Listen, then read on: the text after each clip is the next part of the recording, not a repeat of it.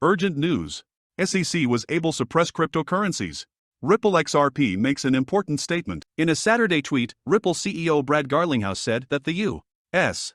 Securities and Exchange Commission, SEC, has forgotten about its responsibilities to consumers as it continues to enforce regulation. The current price of XRP for today is $0.35, and the trading volume for 24 hours is $136,000,000 We are updating our XRP price in US dollars in real time. XRP has dropped 30% in the last 24 hours. Welcome to the Rich Club channel. If you like this video, don't forget to like it and subscribe to the channel. Do you think the analysts are right about XRP? Write the answers in the comments. Giving away 500 XRP at the end of the week. One random subscriber will receive XRP coins. Take a look at the instructions in the comments section. All you need to do is write the word XRP, watch the video to the end to like and subscribe. The Relative Strength Index, RSI, has not been definitive over the past few days. Last week, the RSI held a neutral value of 50 as support, but recently this level has not passed. Thus, there may be some volatile dynamics during the weekend. Similarly, the Awesome Oscillator, AO, was also below zero. He has not yet shown a strong bearish impulse. The A/D line had a resistance zone that was directly overhead and was indicated by two dotted white lines. If A/D can overcome this region, it will be a sign of sustained demand for the XRP rally. The Directional Movement Index, DMI, showed the absence of a strong trend. ADX, yellow, it was at level 20, ADI just above the 20 mark. Technically, this indicated a bearish trend, but in general meant the absence of a significant trend over the past few days. The $0.35-$0.36 range will be important to protect the bulls over the next day or two. The formation of a lower low below this area will signal bearish strength. Momentum indicators were inconclusive on the lower timeframes. Bitcoin could also strongly influence the direction of XRP in the near future. The cryptocurrency community is discussing the SEC's victory over the LBRY crypto company. In May 2021, the SEC sued LBRY for offering unregistered securities to American investors. The Securities and Exchange Commission filed a lawsuit against LBRY, a digital content distribution company and a trading platform for it, just a few months after it filed a similar lawsuit against Ripple. Many crypto and legal analysts predict that the outcome of the LBRY case will play a key role in the Ripple lawsuit. Attorney John Deaton, founder of Crypto Law, was among the legal analysts reacting to the SEC's victory over LBRY. In a tweet today, Deaton noted that the Securities and Exchange Commission will refer to the LBRY verdict in its upcoming brief responses to Ripple's motion for a summary judgment. He said Ripple would also likely mention the case in the company's own response to the Securities and Exchange Commission's motion for a simplified procedure. He also expects the SEC to take advantage of its victory over LBRY in the Ripple lawsuit. Deaton also pointed out the difference between these cases.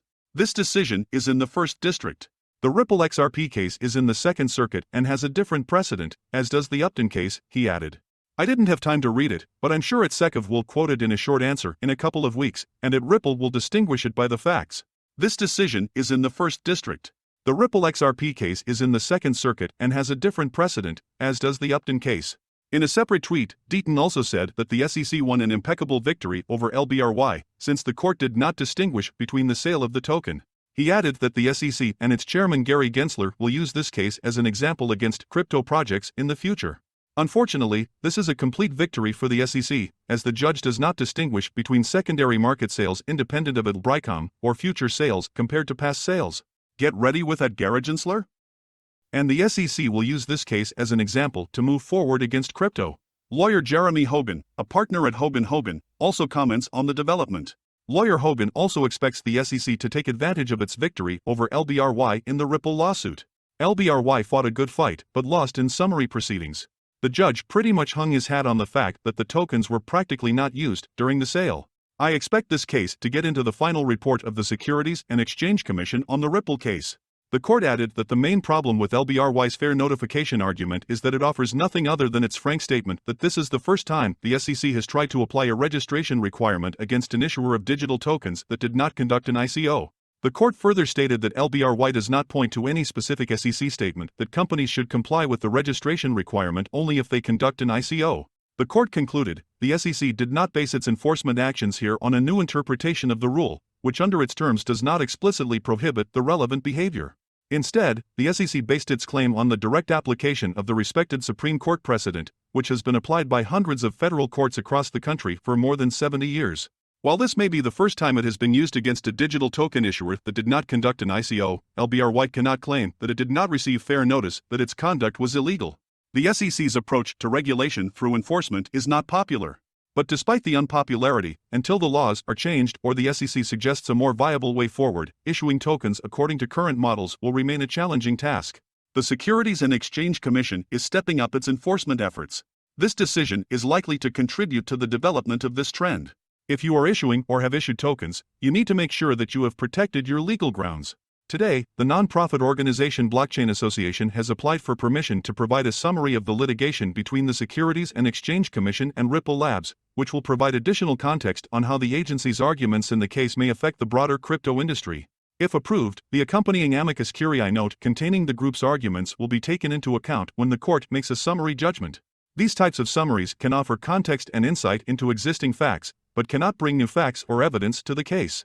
The case before the U.S. District Court for the Southern District of New York recently reached the summary trial stage, and both sides argued that the trial was not necessary because the facts were not disputed, and instead asked the judge to rule on the case based on the facts already presented. The Blockchain Association, a Washington, D.C. based advocacy group, seeks to give context to the broader implications that the ruling could have for the crypto industry. It would not be an exaggeration to say that the decision in this case, if it is not related to specific facts and legal issues that are minimally necessary to resolve this case, can have extremely adverse consequences for the industry with a turnover of $1 trillion. Given the limitless possibilities of blockchain technology, this could negatively affect a significant part of the future American economy, the Blockchain Association said in a statement in support of the report. The proposed review includes industry examples that illustrate how tokens are used in practice outside of what is considered an investment contract.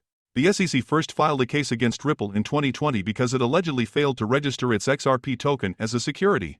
Since then, during the trial, the SEC has argued that XRP is considered a security not only during the initial issue of the token, but also during its sale on secondary markets.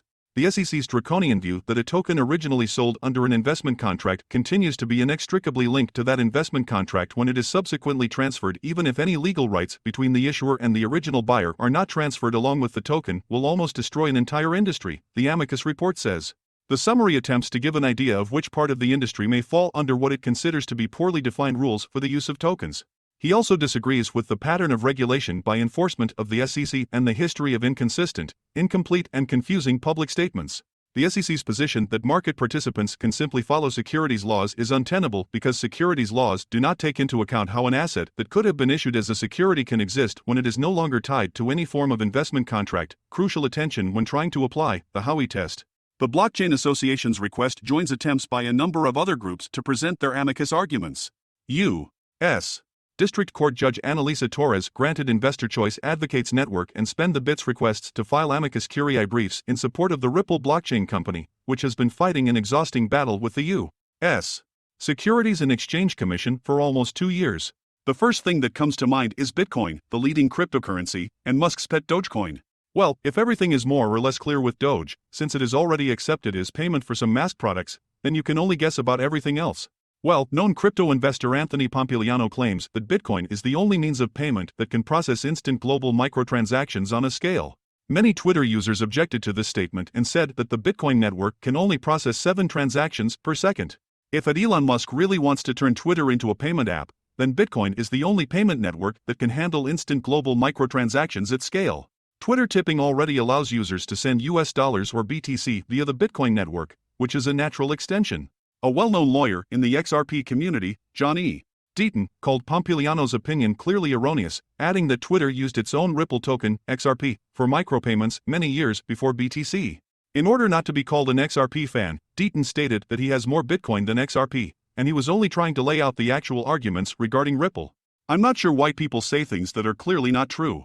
And before the haters call me #XRPMaxi, I have more investment in #Bitcoin than in #XRP. I do not know why people ignore the fact that #XRP was used as a micropayment on Twitter a few years before #BTC. The lawyer also said that in the past he had submitted a document to the judge explaining that the owners of XRP tokens have since been using it as a peer-to-peer decentralized payment system, including on Twitter. In addition, Deaton shared details about a multi-platform application called XRP Tipbot. The software tracks social media posts on Twitter, Reddit, or Discord and allows users to send XRP to another person. However, in 2020, Twitter blocked Tipbot. The lawyer believes that this happened because former Twitter CEO Jack Patrick Dorsey is a Bitcoin maximalist and a fan of the Lightning Network, a second-tier Bitcoin solution. What do you think are the prospects for XRP in 2023? Write your forecasts in the comments. Thank you for watching this video to the end. Please do not forget to like it and subscribe to the channel so as not to miss the release of new videos, and do not forget about our contest. Write in the XRP comments to add 500 XRP to your account.